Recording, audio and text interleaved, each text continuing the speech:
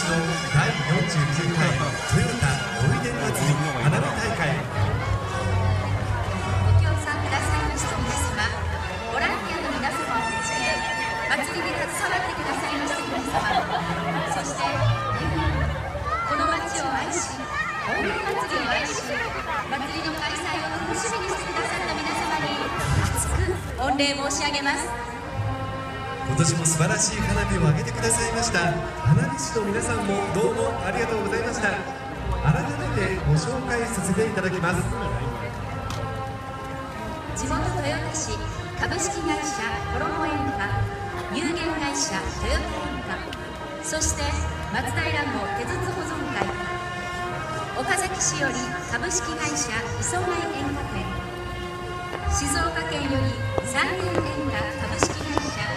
浜田園花株式会社、長野県より株式会社宮奥園花店、有限会社海洋戸村園花店。以上、全国屈指の花火師の皆さんに今一度大きな拍手をお願いいたします。